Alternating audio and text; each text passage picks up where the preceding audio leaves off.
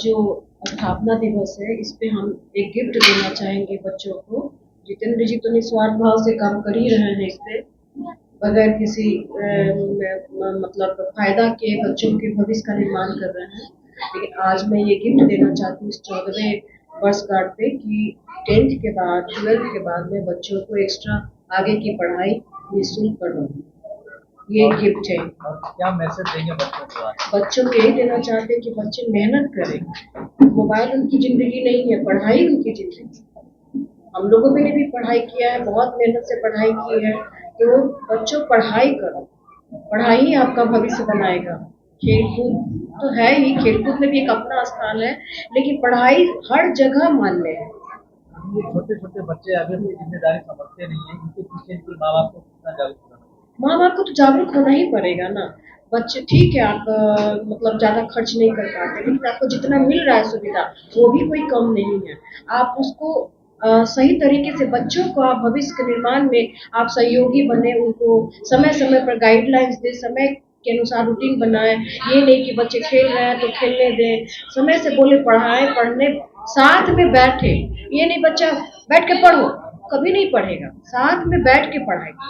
आप मगन है औरतों के साथ गप्पे लगाने में या मोबाइल पे, तो बच्चों को ये ना बोले कि बैठ के पढ़ो, आप भी उसके साथ मेहनत करें। माँ बाप का भी बहुत बड़ा योगदान होता है। बबलू सर ने कहा, प्रोफेसर राजेश सर ने, कि उनकी मम्मी पापा पढ़े लिखे नहीं थे, तो मेरे मम्मी पापा भी ज्यादा पढ़े लिखे नहीं थे, लेकिन मेरी माँ जो थी बहुत स्ट्रिक्ट थी।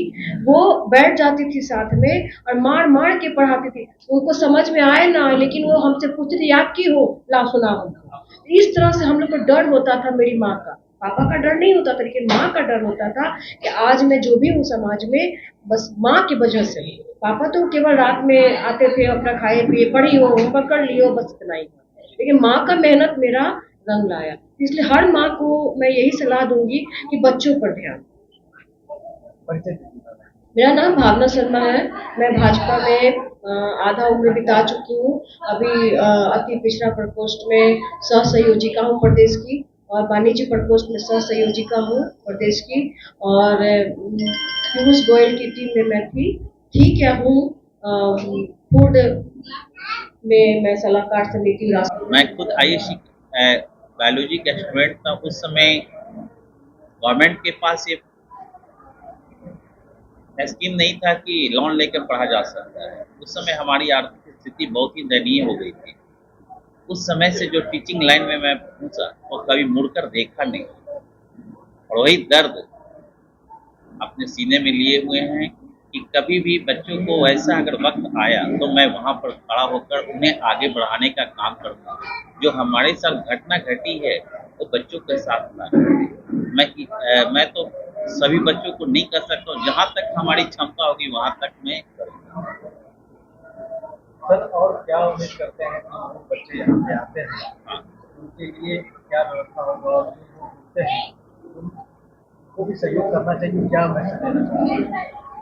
जो बच्चे यहाँ आते हैं, आप पिछले बार भी भीमराव अम्बेडकर जयंती जब मनाया गया था तो आप लोग खुद आए थे, तो देखे थे कि वैसे बच्चों को किताब और कॉपी प्रोवाइड कर दिए थे ताकि वो बच्चे पढ़ सकें। आप भी जानते हैं और सारे लोग भी जानते हैं कि एक प्राइवेट स्कूल के किताब की खर्च कितनी पड़ती है, लेकिन उन लोग बच्चों को एक पैसा का खर्च नहीं पड़ा, ना कॉपी में, ना किताब में, ना यूनिफॉर्म में।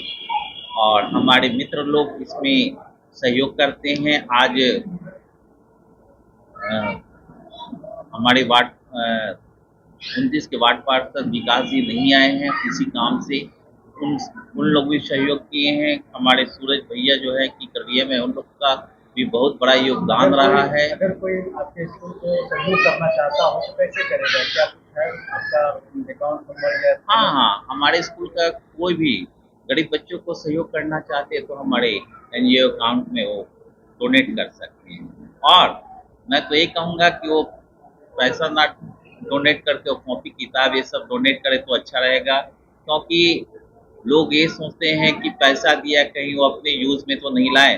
तो मैं कोशिश यही कर रहा हूँ कि वो लोग कॉपी किताब, बच्चों को यूनिफॉर्म, जो भी बच्चे को आवश्यकता है वो डायरेक्ट वे में बच्चों को हाथ में दे, ताकि ये एक अच्छा संदेश जो हमारे दर्शक देख रहे हैं, अगर आपके स्कूल को सहयोग करना चाहें तो कहाँ पे आना पड़ेगा, क्या है? इस 70 फीट रोड राधा कृष्ण मंदिर से उत्तर जीसस किड स्कूल है, वहीं हमारे संस्था का ऑफिस है, वहाँ वो आ सकते हैं। उनके लिए मैं धन्यवाद करूँगा कि बच्चों के प्रति देखिए, आज जो है कि बच्चे अगर शिक्षित होते हैं तो वो कुछ न कुछ करके समाज को आगे की ओर बढ़ाएंगे। अगर आज हम शिक्षित नहीं रहते तो हमारे मन में ये भावना ही नहीं रहती कि मैं बच्चों को ऐसे पढ़ाऊं, वैसे करूं, वैसे करूं, ये नहीं रहता। शिक्षित तो होना जरूरी ही है। तो मैं सर्वप्रथम ये बता देना चाहता हूँ कि मैं वकील के पहले फिरोज गांधी कॉलेज का लेक्चरर था।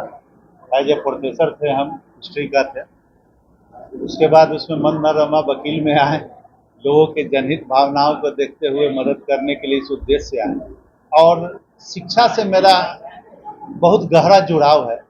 मैं जब कॉलेज लाइफ में भी था, जब बच्चों को पढ़ाता था, उस समय फिरोज गांधी कॉलेज में था, तो मुझे लगता था कि शिक्षा जो मिलना चाहिए उसके लिए हमें कुछ करना होगा। सरकार के द्वारा तो बहुत सी ऐसी संस्थाएं हैं जो चल रही है, हो रही है, लेकिन हम लोगों को भी कुछ सोचना होगा। इसमें माननीय जितेंद्र सर, जो करीब 30-35 वर्षों से शिक्षा के अभियान में जुड़े हुए हैं, और एक इनका 14वां फाउंडेशन डे है, Rohit Raj and education and development संस्थान, जिसके बाद विगत लगता है 14 वर्षों से ये गरीब और असहाय बच्चों को शिक्षा के लिए मदद करते आ रहे हैं। उसको कॉपी, किताब, पेंसिल, और इसके लिए उन्होंने बहुत जूझा है। बहुत लोगों को, हम लोग को जोड़ा, भावना मैडम को जोड़ा, अजय सर को जोड़ा, इन लोगों को इसलिए जोड़ा कि अकेले चना भार नहीं फोड़ सकता, और इतना भी बड़ा वो